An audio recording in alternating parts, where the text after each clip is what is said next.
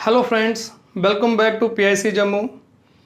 सबसे पहले 12th class के स्टूडेंट्स को मेरी तरफ से बड़ी बड़ी मुबारकबाद। इनका 12th क्लास का रिज़ल्ट आया है और पीआईसी में पढ़ने वाले सभी बच्चे अच्छे नंबरों से पास हुए हैं। अब क्योंकि ये आपकी लाइफ का एक क्रूशियल फेज़ भी है जिसमें आपने अपना future course of action decide करना है, तो मेरी तरफ से आप लोगों को एक छोटा सा मैसेज कि जो भी आप करो, एक बात का ध्यान रखना कि पूरी मेहनत के साथ, पूरी लगन के साथ और पूरी ईमानदारी के साथ करना। अपने गोल को अचीव करने के लिए, अपने एम को अचीव करने के लिए शॉर्टकट्स का इस्तेमाल कभी ना करना, क्योंकि जितना आप अपने आप को तराशोगे ज़िंदगी में उतना ही सफल इंसान आप बन पाओगे। तो मेरी शुभकामनाएं हमेशा आप लोगों के साथ रहेगी। Thank you. तो चलिए अब बात कर लेते हैं आज के टॉपिक की। तो दोस्तों, आज हम डिस्कस करेंगे लेजर को। ठीक है, तो इस सेशन में आपको मैं बताऊंगा कि लेजर जो है वो क्या होती है और उसको किस तरीके से प्रिपेयर किया जाता है।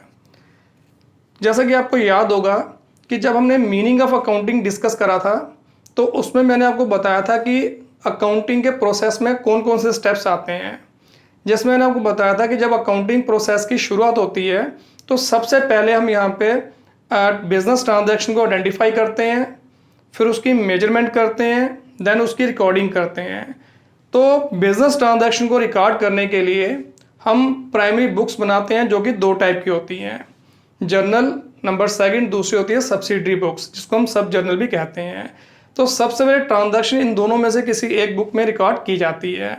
फिर उसके बाद नेक्स्ट स्टेप आता है क्लासिफिकेशन का। ठीक है, अब क्लासिफिकेशन क्या होती है।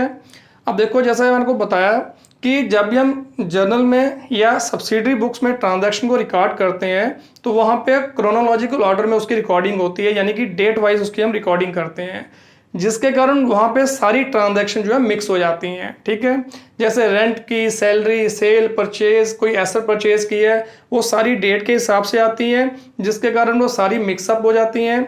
और अगर हमें यहाँ पे किसी आइटम के बारे में कोई इन्फॉर्मेशन चाहिए, मान लो किसी एक्सपेंस के बारे में पूरी इन्फॉर्मेशन चाहिए या किसी एसेट के बारे में पूरी इन्फॉर्मेशन चाहिए, तो वो सारी इन्फॉर्मेशन प्राइमरी बुक्स में से निकालना मुमकिन नहीं होता, क्योंकि वहाँ पे ट्रांजैक्शन मिक्स होती है। इसलिए इस प्रॉब्लम को सॉल्व करने के लिए फिर हमें यहाँ पे ट्रांजैक्शन की क्लासिफिकेशन करनी पड़ती है, मतलब उनकी छंटनी करनी पड़ती है। छंटनी का मतलब हो गया कि जो हमारी सिमिलर ट्रांजैक्शन होती है उनके सिमिलर फीचर के बेसिस पे यहाँ पे ट्रांजैक्शन को हमें अलग अलग करना पड़ता है। जो सिमिलर ट्रांजैक्शन होती है उसको एक जगह इकट्ठा करना पड़ता है। जैसे रेंट की ट्रांजैक्शन एक जगह रखेंगे, सैलरी की एक जगह, अगर कोई मशीनरी हमने परचेज किया, कोई ऐसा परचेज किया, उसको एक जगह, सेल की एक जगह, परचेज की एक जगह। तो जब सिमिलर फीचर के बेसिस पे हम ट्रांजैक्शन को अलग अलग करते हैं तो इसी प्रोसेस को हम बोलते हैं क्लासिफिकेशन। और जब क्लासिफिकेशन का प्रोसेस हम फॉलो करते हैं तो उसी में हम यहाँ पे जो है लेजर जो है वो मेंटेन करते हैं। तो क्लासिफिकेशन का प्रोसेस फॉलो करते हुए ही हम यहाँ पे लेजर बुक जो है वो मेंटेन करते हैं। और जब हम लेजर बुक मेंटेन करते हैं तो इसमें हमारी ट्रांजैक्शन के अंदर यहाँ पे जितनी भी आइटम्स इन्वॉल्व होती हैं, यानी कि जितने भी हमारी expenses, income, assets, liability involve होती है, तो उनका रिकॉर्ड रखने के लिए हम लेजर के अंदर हर एक आइटम का अलग से अकाउंट प्रिपेयर कर लेते हैं। ठीक है, अब क्वेश्चन ये उठता है कि अकाउंट्स हम किसे कहते हैं। अकाउंट्स के बारे में मैं ऑलरेडी आपको बता चुका हूँ, फिर आपको मैं रिफ्रेश कर देता हूँ कि अकाउंट्स हम कह सकते हैं कि हमारी एक ऐसी स्टेटमेंट होती है जिसमें हम किसी पर्टिकुलर हेड या किसी एक्सपेंस, इनकम, एसेट, लायबिलिटी का प्रॉपर रिकॉर्ड मेंटेन करते हैं।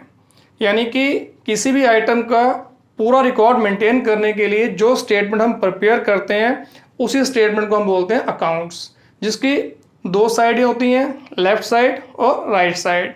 लेफ्ट साइड को हम बोलते हैं डेबिट साइड और जो राइट साइड है उसको हम बोलते हैं क्रेडिट साइड। और अकाउंट जो बनते हैं ये टी फॉर्म में बनते हैं, ठीक है ना, टी शेप में बनते हैं, इसलिए हम कभी कभार इनको टी अकाउंट भी कहते हैं। क्लियर है। तो जब हम क्लासिफिकेशन का प्रोसेस स्टार्ट करते हैं तो इसके लिए यहाँ पे जो है एक बुक बनाई जाती है और उस बुक्स के अंदर यहाँ पे जो है डिफरेंट अकाउंट जो है वो ओपन किए जाते हैं। जितने भी ट्रांजैक्शन हमारी यहाँ पे जर्नल या सब्सिडरी बुक्स में रिकॉर्ड होती हैं उनके अंदर जितने भी यहाँ पे आइटम्स इन्वॉल्व होती हैं उन सब के अकाउंट हम यहाँ पे लेजर में प्रिपेयर करते हैं।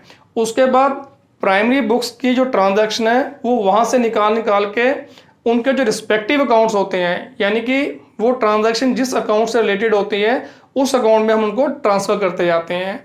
तो जब हम प्राइमरी बुक्स से निकाल के ट्रांजैक्शन लेजर अकाउंट में ट्रांसफ़र करते हैं, इस प्रोसेस को हम बोलते हैं पोस्टिंग। ठीक है, तो पोस्टिंग जो है ये क्लासिफिकेशन का ही एक पार्ट है। क्लियर है? तो अब मैं आपको बताऊंगा कि जो लेजर है वो किस तरीके से प्रिपेयर की जाती है, यानी कि लेजर के अंदर अकाउंट्स किस तरीके से बनाए जाते हैं। फिर उसके बाद हम बात करेंगे उसके फीचर्स की और उसकी यूटिलिटी की। बट सबसे पहले सबसे ज़रूरी काम कि लेजर जो है वो किस तरीके से प्रिपेयर की जाती है, अकाउंट जो है वो किस तरीके से यहाँ पे मेंटेन किए जाते हैं। ठीक है, अब देखो अकाउंट्स में ट्रांजैक्शन को पोस्ट करने का यहाँ पे दो तरीके हैं, दो तरह से हम कर सकते हैं। पहला मेथड है कि सबसे पहले ट्रांजैक्शन को हम यहाँ पे जो है जर्नलाइज करें, यानी कि उसको जर्नल बुक में या सब्सिडरी बुक में रिकॉर्ड करें। तो जर्नलाइज करने के बाद फिर जर्नल एंट्री की हेल्प से हम यहाँ पे जो है ट्रांजैक्शन उठा के उनके अकाउंट में हम ट्रांसफ़र करना शुरू करते हैं।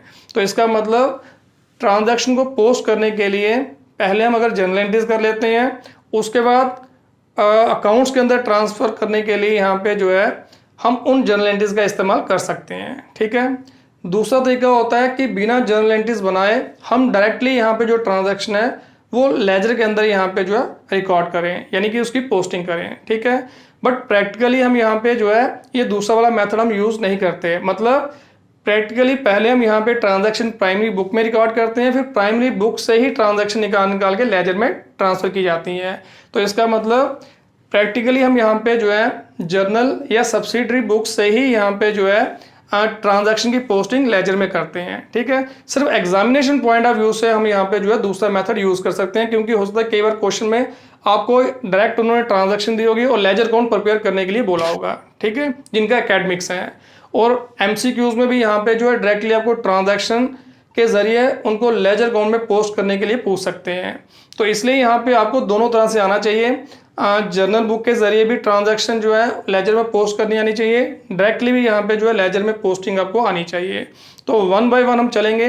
तो पहले मैं आपको बताऊंगा कि जर्नल से यहाँ पे जो है किस तरीके से लेजर में पोस्टिंग की जाती है, उसके बाद डायरेक्ट हम लेजर अकाउंट में कैसे पोस्टिंग कर सकते हैं बिना उसकी जर्नल एंट्रीज किए। ठीक है, तो अब ये मेरे पीछे कुछ जर्नल एंट्रीज हैं जो ऑलरेडी मैंने करके रखी हैं।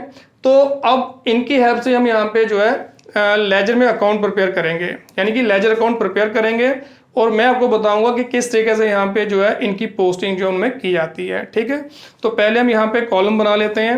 अब जितने भी यहाँ पे इन ट्रांजैक्शन के अंदर अकाउंट्स इन्वॉल्व है वो सारे लेजर में बनेंगे। तो वन बाय वन हम बनाएंगे। तो पहले कॉलम बना लेते हैं, फिर देखते हैं कौन सा अकाउंट इसमें बनता है।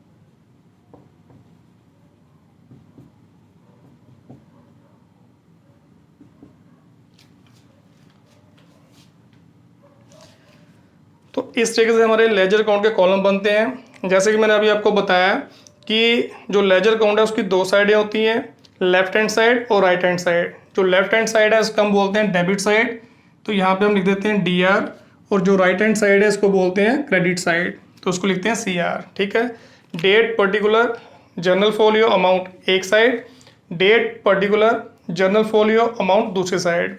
तो इसमें भी हम यहाँ पे जो है जब भी ट्रांजैक्शन की पोस्टिंग करेंगे तो सबसे पहले उसकी डेट डालेंगे, फिर जो ट्रांजैक्शन जो है उसको रिकॉर्ड करने के लिए पर्टिकुलर्स का कॉलम, जर्नल फोलियो, जैसे हम यहाँ पे जर्नल बुक में लेजर फोलियो बनाते हैं ऐसे ही लेजर में यहाँ पे जो है जर्नल फोलियो बनाते हैं, यानी कि ये ट्रांजैक्शन हमने जर्नल के कौन से पेज नंबर से उठाई है तो यहाँ पे उसका पेज नंबर लिखते हैं। फिलहाल ये हमारे लिए यहाँ पे खाली रहेगा। उसके बाद अमाउंट का कॉलम, फिर डेट, पर्टिकुलर्स, जर्नल फोलियो और अमाउंट का कॉलम। इस तरीके से हमारे अकाउंट के कॉलम बनते हैं। तो जितने भी हमारी जर्नल एंट्रीज के अंदर अकाउंट इन्वॉल्व होते हैं तो वन बाय वन वो हम इसी तरीके से बनाते हैं। तो आप स्टार्ट करते हैं। तो सबसे पहले देखो ट्रांजैक्शन हमारी कौन सी दी है, cash account DR to Mohan.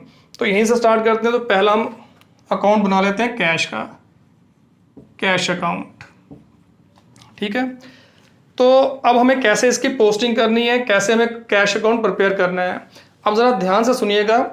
इतना मुश्किल काम नहीं है, सिर्फ आपको यहाँ पे जो है इसका मेथड समझ आना चाहिए कि कैसे हम इसकी पोस्टिंग करते हैं।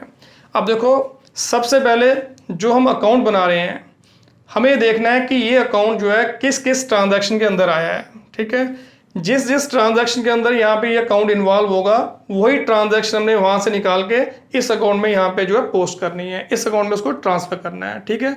अब हम यहाँ पे बना रहे हैं कैश अकाउंट। तो जिस जिस ट्रांजैक्शन के अंदर कैश इन्वॉल्व होगा वही ट्रांजैक्शन हमें उठा के यहाँ पे जो है कैश अकाउंट में डालनी है, ठीक है। अब वन बाय वन हम चलेंगे। तो सबसे पहले जो ट्रांजैक्शन है वो है cash account DR to Mohan. तो यानी कि ये हमने मोहन से कैश रिसीव किया होगा।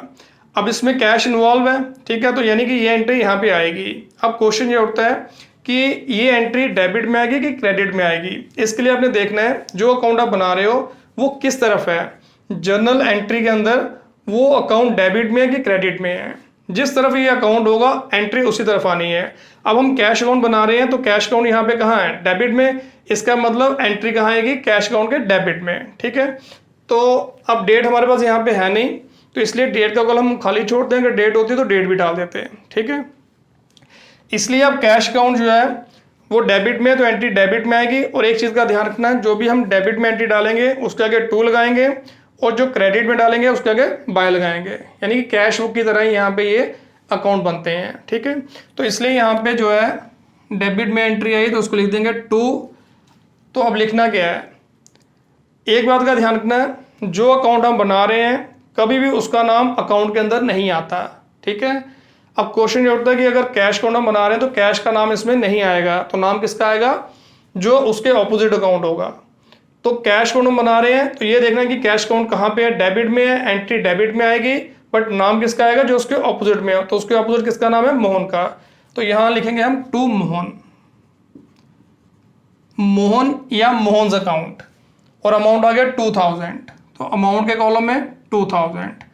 इस तरीके से यहाँ पे जो है जर्नल से हम लेजर में यहाँ पे जो है पोस्टिंग करते हैं। सारी ट्रांजैक्शन हमें इसी तरीके से पोस्ट करनी है। तो आप देख लेते हैं और कौन कौन सी ट्रांजैक्शन इसमें कैश अकाउंट है। सेकंड एंट्री है, इसमें भी कैश अकाउंट इन्वॉल्व है।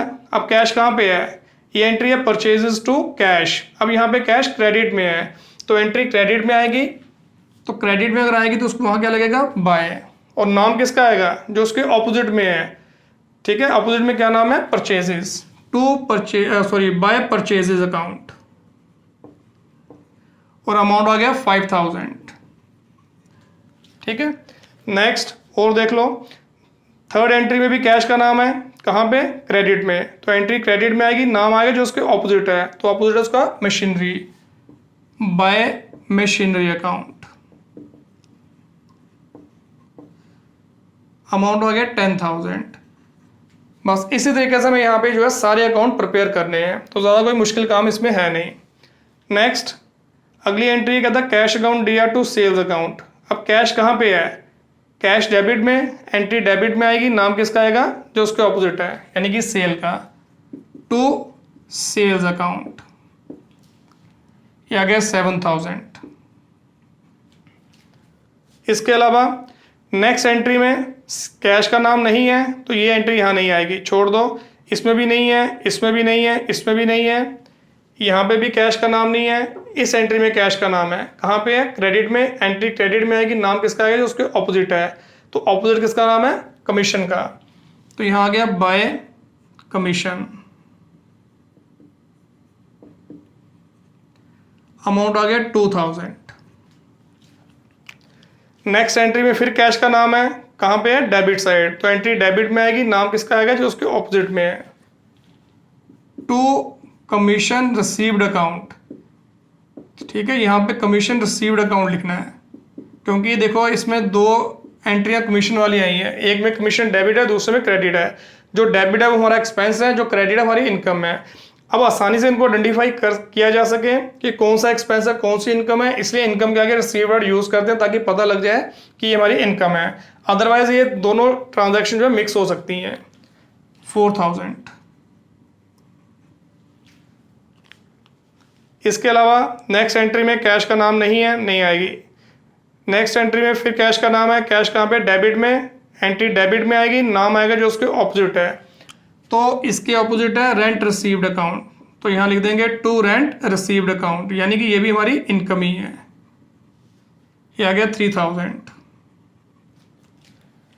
फिर नेक्स्ट एंट्री में कैश का नाम नहीं है, यहाँ पे भी नहीं है, यहाँ पे भी नहीं है, तो मतलब कैश वाली हमारी यही ट्रांजैक्शन थी, तो हमने यहाँ पे जर्नल से निकाल के उसकी जो पोस्टिंग है कैश अकाउंट में कर दी। ठीक है, इसी तरीके से हमारे सारे अकाउंट बनेंगे। वन बाय वन यहाँ पे जो है ट्रांजैक्शन लेंगे और जिस अकाउंट की जो ट्रांजैक्शन है उसमें उसको ट्रांसफर करते जाएंगे। सारी ट्रांजैक्शन पोस्ट करने के बाद फिर हम इसको बैलेंस करते हैं। ठीक है, तो अब बैलेंस जो है ये अपनी मर्जी है, हम कभी भी कर सकते हैं, हम मंथली बेसिस पे भी कर सकते हैं, अगर हम चाहें तो वीकली बेसिस पे भी कर सकते हैं, ईयरली बेसिस पे भी कर सकते हैं, डिपेंड करता है कि हमें इन्फॉर्मेशन की रिक्वायरमेंट कब है। ठीक है, बाकी ईयरली बेसिस जब हमारा ईयर खत्म होता है फिर तो बैलेंस करना ही करना है, बट बीच में भी अपने हिसाब से हम बैलेंस कर सकते हैं। तो फिलहाल हमारे पास यहाँ पे डेट कोई नहीं है, और वैसे भी हमारे पास जो ट्रांजैक्शन होगी वो ज़्यादा से ज़्यादा 1 महीने की होंगी, तो हम यहाँ पे जो है जितनी भी ट्रांजैक्शन उसको डालने के बाद महीने के बाद इसको हम बैलेंस कर देंगे। तो बैलेंस करने का तरीका वही है जैसे हमने कैश बुक में किया था। तो हमें देखना है कि इसमें डेबिट साइड कौन सी बड़ी है, डेबिट साइड कह रहा हूँ, इसमें कौन सी साइड बड़ी है। जो साइड बड़ी होगी उसका टोटल नीचे लिखेंगे, उसमें से छोटी साइड हम माइनस कर देंगे और जो डिफरेंस बचेगा वही हमारा बैलेंस है। अब क्योंकि ये कैश अकाउंट है और मैंने आपको बताया कि कैश अकाउंट जो है या कैश का हमेशा डेबिट बैलेंस होता है। ठीक है ना, कैश क्योंकि हमारे पास होगी या नहीं होगी, तो जैसे कैश बुक में वैसे ही कैश अकाउंट है, इसलिए यहाँ पे इसकी डेबिट साइड ही बड़ी होगी। तो टोटल करके देख लेते हैं, ये आ गया 16,000,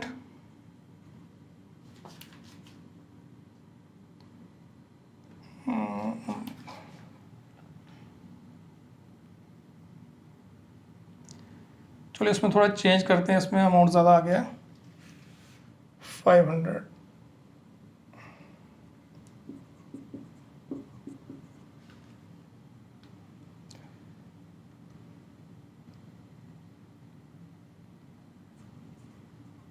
ये आ गया 16,000। तो ये माइनस किया तो पीछे जो बैलेंस बचा वो क्या आया 500, तो इसको लिखेंगे बाय बैलेंस कैरी डाउन। ठीक है, तो अब इसको ब्रॉड डाउन भी करना है, और ब्रॉड डाउन कहाँ करते हैं, ऑपोजिट साइड नेक्स्ट डेट पे। तो यहाँ लिख देंगे टू बैलेंस ब्रॉड डाउन 500। इस तरीके से हमारा यहाँ पे जो अकाउंट है वो कंप्लीट होता है। ठीक है, जैसे हम कैश बुक को करते थे बिल्कुल वैसे ही इसको भी किया है। सारे अकाउंट हमें इस तरीके से करने हैं, ट्रांजैक्शन को पोस्ट करने के बाद फिर उसको बैलेंस कर देना है।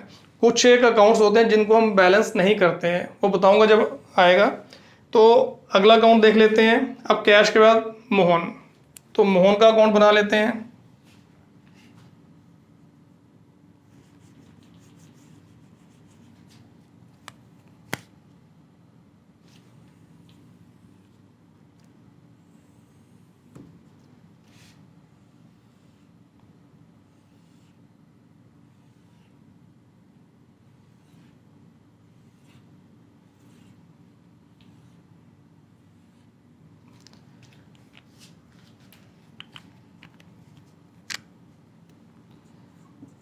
तो वही है date, particulars, journal folio, amount, date,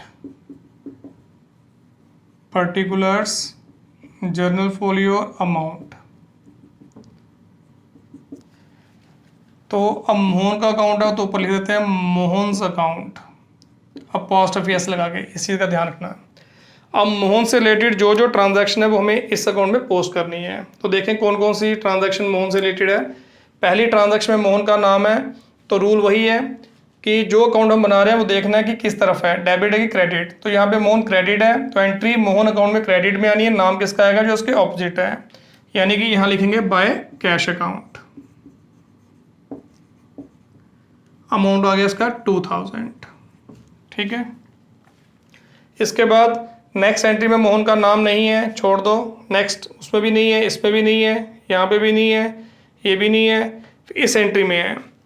तो ये एंट्री है Mohan DR to sales account. अब यहाँ पे मोहन कहाँ पे है, डेबिट में, तो एंट्री जो है मोहन अकाउंट के डेबिट में आएगी। नाम किसका आएगा, जो उसके ऑपोजिट है, यानी कि सेल का।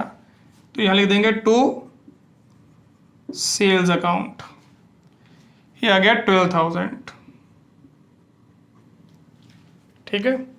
नेक्स्ट सुरेश, इसमें भी नहीं है, इसमें भी नहीं है, ये भी नहीं है, ये भी नहीं है, ये नंबर 12 जो एंट्री है इसमें फिर मोहन का नाम है। एंट्री है bank account DR to Mohan. अब मोहन कहाँ है, क्रेडिट में, एंट्री क्रेडिट में आएगा। नाम किसका आएगा, बैंक का, जो उसके ऑपोजिट है, बाय बैंक अकाउंट। अमाउंट आ गया 5000, ठीक है। इसके बाद और किसी एंट्री में यहाँ पे जो मोहन का नाम नहीं है।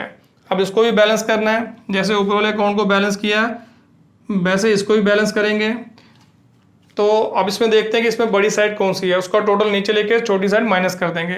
तो इसकी डेबिट साइड बड़ी है 12,000, इसकी कोई भी साइड बड़ी हो सकती है। तो हमें सिंपल देखना है कि इसमें किस साइड का टोटल बड़ा है, उसको नीचे लिखना है दोनों तरफ आमने सामने, उसमें छोटी साइड माइनस कर देनी है। तो डेबिट साइड बड़ी है 12,000, ये 7,000 माइनस किया तो पीछे कितना आ गया 5,000। तो ये इसका balance, by balance carry down, ठीक है। इस तरीके से उसको बैलेंस करते हैं, फिर उसको नीचे ब्रॉट डाउन भी करना है और टोटल के बाद ब्रॉट डाउन करना है। इस चीज़ का ध्यान रखना, टू बैलेंस ब्रॉट डाउन 5,000, ठीक है, क्लियर है। बस इसी तरीके से हमें यहाँ पे जो है अकाउंट बनाते जाना है। तो अब अगला अकाउंट हम बनाएंगे परचेजेस का, तो इसको रब कर लेते हैं।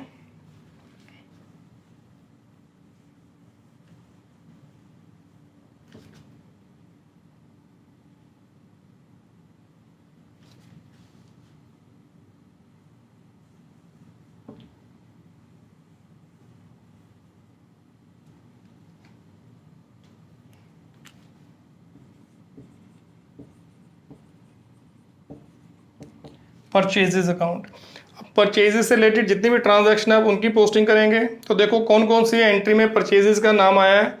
पहली एंट्री में परचेजेस का नाम नहीं है, दूसरी में है। कहाँ पे है ये एंट्री है, purchases account DR to cash account. Purchases कहाँ पे है, डेबिट में, तो एंट्री डेबिट में आएगी परचेजेस अकाउंट में। नाम किसका आएगा, जो उसके ऑपोजिट है, यानी कि कैश का, टू कैश अकाउंट। अमाउंट आ गया 10,000,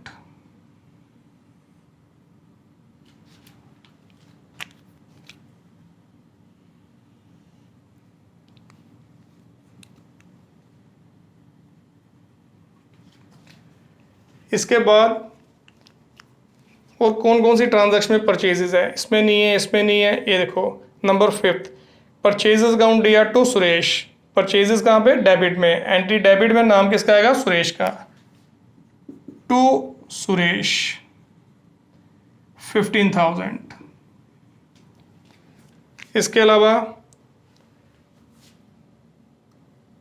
नंबर 14 एंट्री है purchases account DR to bank. फिर परचेजेस डेबिट में, और पता ही कि जब हम परचेज करेंगे तो उसको हमेशा डेबिट ही करते हैं, टू बैंक अकाउंट। अमाउंट आ गया 6,000, ठीक है। बस ये 3 ट्रांजैक्शन जो है परचेजेस अकाउंट से रिलेटेड है, ठीक है। तो अब एक चीज़ का ध्यान रखना, अब इसको बैलेंस करना है। तो अब एक चीज़ का आपने ध्यान रखना है कि हमारे यहाँ पे जो अकाउंट है वो 3 टाइप के होते हैं, ठीक है ना। अगर हम यहाँ पे ट्रेडिशनल क्लासिफिकेशन के हिसाब से देखें तो हमारे अकाउंट 3 टाइप के होते हैं, पर्सनल, रियल और नॉमिनल। तो एक बात का ध्यान रखना कि नॉमिनल अकाउंट को हम कभी भी बैलेंस नहीं करते, ठीक है। जो पर्सनल अकाउंट होंगे या हमारे एसेट्स के अकाउंट है यानी कि रियल अकाउंट होंगे, उनको हम बैलेंस करते हैं। तो जो भी बैलेंस निकलता है उसको हम ब्रॉट डाउन कर देते हैं। वो जो नॉमिनल अकाउंट है, नॉमिनल अकाउंट किसके, एक्सपेंसेस और इनकम के। एक्सपेंसेस और इनकम के अकाउंट को हम कभी भी बैलेंस नहीं करते, क्योंकि इनका लिंक उसी ईयर से होता है जिस ईयर में हम इनको स्पेंड करते हैं या जिस ईयर में हम इनकम अर्न करते हैं। इनका अगले पिछले साल से कोई लेना देना नहीं होता, इसलिए यहाँ पे ये एक्सपेंस और इनकम किसी एक पर्टिकुलर ईयर से बिलोंग करते हैं और इनको देख के ही हमें अपना पूरे साल का प्रॉफिट या लॉस निकालना होता है। इसलिए यहाँ पे जो है इनकम और एक्सपेंसेस अकाउंट जो है इनका इनको हम बैलेंस नहीं करते हैं। जो भी इनका हम टोटल होता है उसको हम सीधा ट्रेडिंग प्रॉफिट लॉस अकाउंट में ट्रांसफर करते हैं ताकि हम trading profit loss account prepare करके अपना नेट प्रॉफिट या नेट लॉस देख सकें। ठीक है, तो याद रखना एक्सपेंसेस और इनकम के जो अकाउंट है उनको हम कभी भी बैलेंस नहीं करते। जब अकाउंटिंग क्लोज होता है तो उनका जो टोटल होता है उसको हम सीधा ट्रेडिंग प्रॉफिट लॉस अकाउंट में ट्रांसफर कर देते हैं और ट्रेडिंग प्रॉफिट लॉस अकाउंट के जरिए फिर हम अपना नेट रिजल्ट निकालते हैं कि हमें पूरा साल बिजनेस करने से फायदा हुआ कि नुकसान हुआ। क्लियर है? तो इसलिए परचेजेस अकाउंट को हमने बैलेंस नहीं करना है, तो जो भी ट्रांजैक्शन उसको डाल के आपने इस तरीके से छोड़ देना है। ठीक है, बाकी एग्जामिनेशन पर्पस के लिए हम यहाँ पे इसको बैलेंस कर सकते हैं, यानी कि मंथली बेसिस पे चाहें तो हम बैलेंस कर सकते हैं। जैसे जनवरी के महीने की परचेजेस डाल के फिर उसको बैलेंस कर दिया, फेब में ब्रॉड डाउन किया। इस तरीके से करते करते जब हमारा अकाउंटिंग क्लोज होगा तो उस समय फिर जो भी इसका टोटल बनता है उस समय जो भी इसका टोटल जब बैलेंस होगा वो सीधा फिर हम ट्रेडिंग प्रॉफिट लॉस में डाल देते हैं। क्लियर है? तो याद रखना ईयरली बेसिस पे हम इसको बैलेंस नहीं करते। हाँ, अगर ऐसे आपसे कोई पूछे, खासकर यहाँ MCQs का क्वेश्चन उठता है, यानी कि यहाँ पे MCQs आएंगे तो वहाँ पे ये पूछ सकते हैं कि आप नॉमिनल अकाउंट को बैलेंस करोगे कि नहीं करोगे। तो याद रखना कि वहाँ पे आपका आंसर होगा कि इसको हमने बैलेंस नहीं करना है। ठीक है, बाकी एग्जामिनेशन पर्पज़ के लिए हम कर सकते हैं, ऐसे मंथली बेसिस पे बैलेंस कर सकते हैं। बाकी ईयरली बेसिस को हम बैलेंस नहीं करते हैं और जैसे ये अकाउंटिंग क्लोज होता है तो सीधा इसका जो टोटल है वो सीधा ट्रेडिंग प्रॉफिट लॉस में ट्रांसफर कर देते हैं। इस चीज़ का ध्यान रखना, कोई भी एक्सपेंस हो कोई भी इनकम है सभी को हम सेम ट्रीटमेंट देते हैं। ठीक है, तो फिलहाल यहाँ पे एंट्री डाल के हम इसको खाली छोड़ देंगे, हम इसको बैलेंस नहीं करेंगे।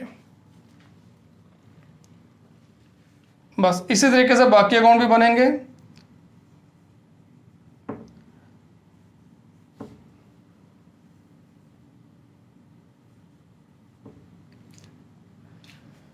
अच्छा जी, अब परचेजेस के बाद कैश अकाउंट बन चुका है, फिर आ गया मशीनरी अकाउंट।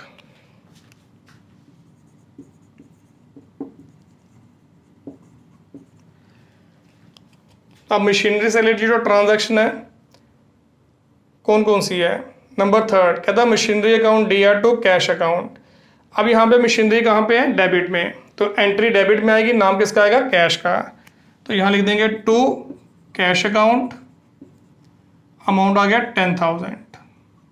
ठीक है, और देखो मशीनरी का कहीं नाम आया है और कोई ट्रांजैक्शन है मशीनरी की, तो यहाँ पे कहीं भी मशीनरी नज़र नहीं आ रही, तो यानी कि मशीनरी की हमारी सिंगल एक ही ट्रांजैक्शन है।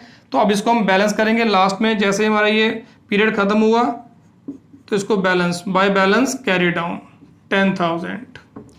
ठीक है, अब क्योंकि दोनों तरफ यहाँ पे सिंगल सिंगल एंट्री है और अमाउंट सेम है तो इसलिए यहाँ पे टोटल करने की जगह इसको हम डबल लाइन के साथ क्लोज कर सकते हैं। टोटल भी कर सकते हैं तो इस तरीके से डबल लाइन के साथ क्लोज भी कर सकते हैं। डबल लाइन के साथ क्लोज तभी करना है जब दोनों तरफ सिंगल सिंगल एंट्री और अमाउंट सेम है।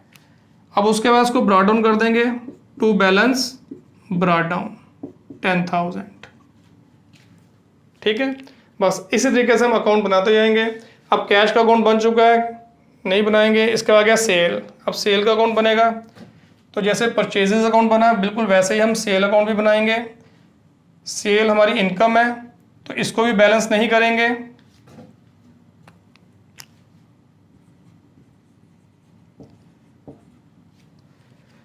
अब सेल से रिलेटेड जो ट्रांजैक्शन है उनकी पोस्टिंग करनी है, देखते हैं कहाँ कहाँ सेल है। तो नंबर 4 जो ट्रांजैक्शन है उसमें सेल इन्वॉल्व है, उसमें cash account DR to sales account. Sale कहाँ पे? क्रेडिट में, एंट्री क्रेडिट में आएगी, नाम आएगा कैश का, बाय कैश अकाउंट, अमाउंट आ गया 7,000। इसके अलावा और सेल की कौन सी ट्रांजैक्शन है इसमें? नंबर 7 कहता Mohan DR to sales account. अब सेल कहाँ पे है? क्रेडिट में, एंट्री क्रेडिट में, नाम किसका आएगा? मोहन का, बाय मोहन, अमाउंट आ गया 12,000। ठीक है, इसके अलावा सेल नंबर 15 और नंबर 16 ये दोनों एंट्री सेल की है। नंबर 15 में कहता है bank account D R to sales account. फिर एंट्री क्रेडिट में, सेल क्रेडिट में, तो एंट्री क्रेडिट में नाम आएगा जो उसके ऑपोजिट है, यानी कि बैंक का, bank account 11,000। Next Ali D R to sales, sale account में डालेंगे। सेल कहाँ पे है? क्रेडिट में। एंट्री क्रेडिट में नाम आएगा अली का, बाय अली, ये आ गया 4,000 बस। अब क्योंकि सेल जो है ये भी हमारा इनकम अकाउंट है, तो इसको भी हम बैलेंस नहीं करेंगे, तो ट्रांजैक्शन डाल के उसको छोड़ देंगे। ठीक है, जब अकाउंटिंग क्लोज होगा उस समय यहाँ पे इसका टोटल जो है वो सीधा हम ट्रेडिंग प्रॉफिट में ट्रांसफर करते हैं। तो फिलहाल हमारे पास जो ट्रांजैक्शन है यहाँ पे तो बिना डेट के हमने ले ली है, तो वैसे भी हमारे पास यहाँ पे ट्रांजैक्शन जो है वो 1 महीने की होंगी। अगर पूरे साल की होगी फिर हम इसको पूरा दिखाते हैं कि कैसे इसको हम ट्रांसफ़र करते हैं, तो अगले क्वेश्चन में आपको बता दूंगा। तो फिलहाल इसको यहाँ पे ट्रांजैक्शन डाल के खाली छोड़ देंगे। तो जो नेक्स्ट क्वेश्चन करेंगे उसमें आपको बता दूंगा कि किस तरीके से जो ट्रांजैक्शन है, किस तरीके से जो नॉमिनल अकाउंट के बैलेंस है हम ट्रेडिंग प्रॉफिट लॉस में ट्रांसफ़र करते हैं। ठीक है, इसके बाद नेक्स्ट अकाउंट कौन सा बनेगा? सेल का हो गया। अब आ गया सुरेश।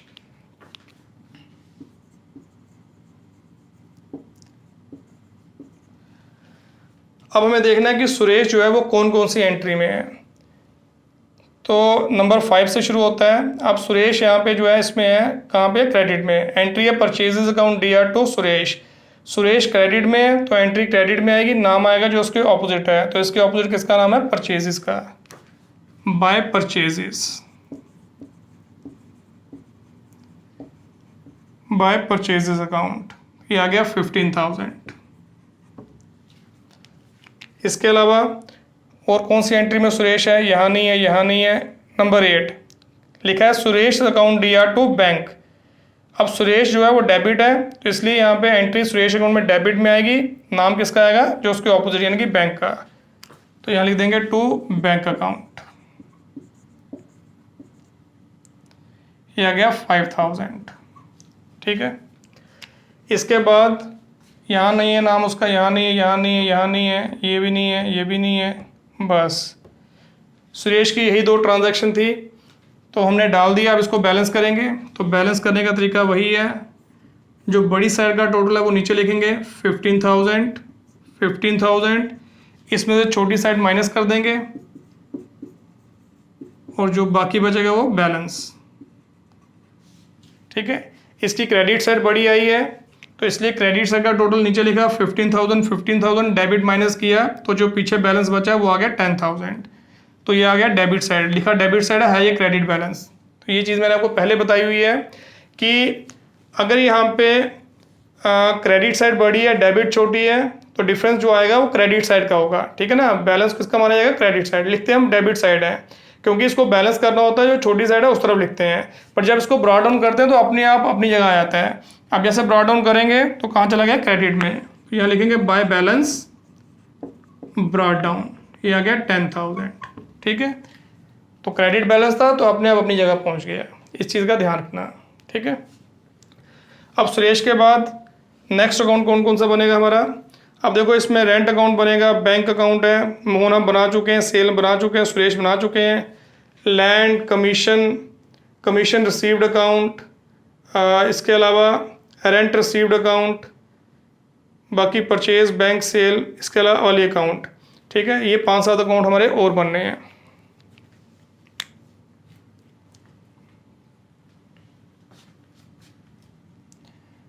तो चलो एक अकाउंट आपको मैं और बना के बता देता हूँ, तो बाकी अकाउंट आप खुद ट्राई करना। तो ये आपके लिए असाइनमेंट है।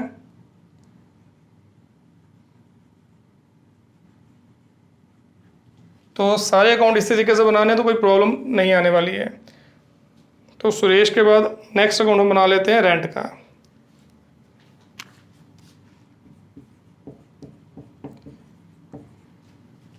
अच्छा जी, अब याद रखना रेंट जो एक्सपेंस है ये उसका अकाउंट है, खाली रेंट लिखा है तो मतलब एक्सपेंस। अगर रेंट रिसीव लिखा हो तो वो इनकम, वो अकाउंट अलग बनना है, वो एंट्री इसमें नहीं डालना है, इस चीज़ का ध्यान रखना। तो यहाँ पे रेंट की एंट्री है नंबर 6, कहता है rent account D R to bank. Rent कहाँ पे? डेबिट में, एंट्री डेबिट में आएगी, नाम किसका आएगा? बैंक का, टू बैंक अकाउंट। ये आ गया 3000।